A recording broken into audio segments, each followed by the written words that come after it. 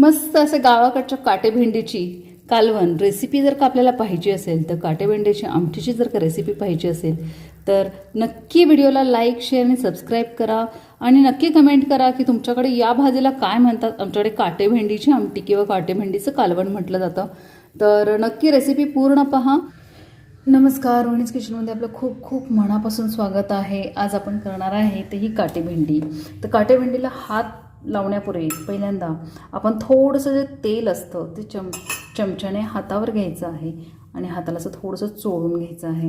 त्यानंतर आपण जेव्हा बोटांना असं तेल लावतो तर याचे जे काटे असतात ते टोचत नाही. तर मी जेव्हा निवडत होते घेत होते तेव्हा मला खूप सारे काटे टोचलेले होते. म्हणजे या काटे टोचल्याने काही फरक नाही पडत, पण फक्त जळजळ करतं हाताला.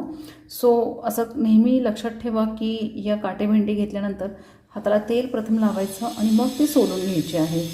तर ही खूप स्पेशल आहे कोल्हापूरची भाजी. आणि आता आपण हे काटे भेंडी सोलून घेऊ. पाहूयात आपण कसं सोलायचं आहे ते.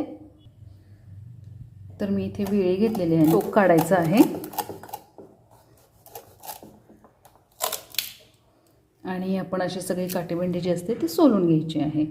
तर आपण पाहू शकता की अशी कोवळी देखील भेंडी असते, तर काही ठिकाणी जून पण असते. तर याचं जर का साल मऊ लागले तर ती थोडीशी कोवळी असते. तर समजून घ्या तुम्ही की कोवळी आणि जून कसं ओळखायचं. तर ही अगदी कोवळी भेंडी आहे आणि ही जून भेंडी आहे. जरी जून आणि कोवळी असली तरी चव खूप छान लागते, पण शक्यतो अशी कोवळी भेंडी घ्यायची म्हणजे शिजल्यानंतर सुद्धा देखील आपल्याला खाता येतं. तर आपण पाहू शकतो की आपण पावशर म्हणजेच 250 ग्रॅम भेंडी घेतलेली होती. त्याचा एवढा कचरा निघालेला आहे, वरचं जे साल असतं ते. आणि ही जी एवढीच भेंडी यातून निघालेली आहे. तर आपण याच भेंडीची आमटी करणार आहोत, रेसिपी पाहणार आहोत. तर आपण सुरुवात करूयात.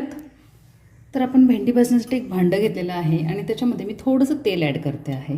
तर अगदी थोडंसं 1 ते 1.5 चमचा फक्त मी तेल ॲड केलेलं आहे. आणि तेल गरम झाल्यानंतर लगेचच आपण जी ही भेंडी आहे जी सोलून घेतली आहे ती भाजून घ्यायची आहे. टेस्ट इतकी सुंदर असते. तर गावाकडे ही भेंडी खूप आवडीने खाल्ली जाते. शहरामध्ये ही भेंडी काही लोकांना माहिती नाही आहे की कशी करतात वगैरे पद्धत.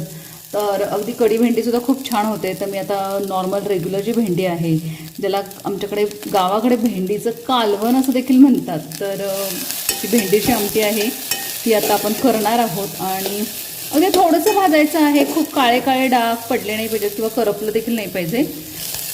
तर आता आपण पाहू शकता की आपली भेंडी जी आहे ना, खालचे जे दाणे आहेत बी ते तरी ॲटलिस्ट भाजून झालेलं आहे. तर आता आपली भेंडी भाजलेली आहे. तर आता ही जी भेंडी आहे ती मी एका प्लेटमध्ये काढून घेते आहे.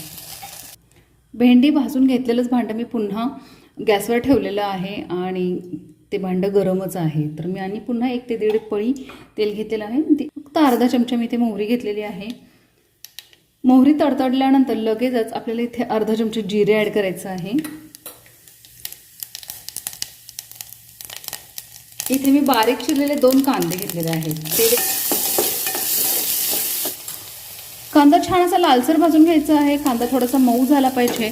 तर कांदा थोडासा भाजून झाल्यानंतर आपण इथे एक अर्धा चमचा मीठ ॲड केलेलं आहे. अर्धा ते 1 चमचा मी इथे मीठ ॲड केलेलं आहे. आणि पुन्हा एकदा थोडासा आपण असा कांदा परतून घ्यायचा आहे. मिठामुळे कांदा थोडा लवकर भाजला जातो आणि मऊ देखील होतो. तर आता आपला कांदा छान भाजला गेलेला आहे. त्याच्यावर मी इथे 1 टोमॅटो घेतलेला आहे, मध्यम आकाराचा लाल टोमॅटो. तो देखील ॲड करायचा आहे आणि तो देखील छान मऊ होईपर्यंत भाजून घ्यायचा आहे.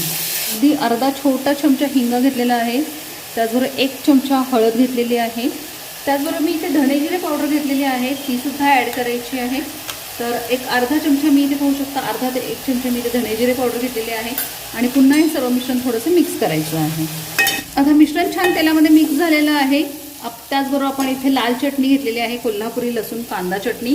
तर ही मी इथे 1.5 ते 2 चमचे ॲड केलेले आहे. आपण आवडीनुसार ती ॲड करू शकतो. आपण मघाशी अर्धा ते 1 चमचा आपण मीठ पण ॲड केलेलं आहे. तर आवश्यक असेल तरच पुन्हा मीठ ॲड करा, अदरवाईज आपण चटणी जी आहे कांदा लसूण चटणी तर ती ॲड केलेली आहे. त्याच्यावर मी इथे थोडीशी कोथिंबीर आत्ताच ॲड करते आहे. नंतर आपण जेव्हा आपली आमटी उकळणार आहे, कालवण जेव्हा उकळतं तेव्हा आणखीन पुन्हा ॲड करणार आहे. मग थोडीशी जर का आपण इथे कोथिंबीर ॲड केली तर त्यामुळे आणखीन छान टेस्ट येते. तर अगदी छान अशी मस्त जवारी कोथिंबीर आहे. त्याचबरोबर मी इथे काटे भेंडे जे आपण भाजून घेतलेले आहेत ते देखील ॲड करते आहे. त्याच्यामुळे थोडीशी परतून घ्यायची आहे. अगदी 1 मिनिटासाठीच आपण ही परतून घेणार आहोत. अर्धा ते 1 मिनिट आपण याला छान तेलामध्ये परतायचं आहे. छान अशी आपली काटे भेंडी मस्त मिक्स झालेली आहे. आता याच्यामध्ये आपल्याला जेवढं थिकनेस किंवा जेवढ्या ह्याचं आपल्याला कालवण पाहिजे आहे किंवा जी आमटी पाहिजे आहे तर तेवढंच आपण याच्यामध्ये पाणी ॲड करायचं आहे. आपण याच्यामध्ये पाणी ॲड गरम देखील करू शकतो, अदरवाईज मी गार देखील करू शकतो. तर मी गार पाणी इथे ॲड करते आहे. तर पहा मी इथे 1 ग्लास असं पाणी घेतलेलं आहे पूर्ण भरून.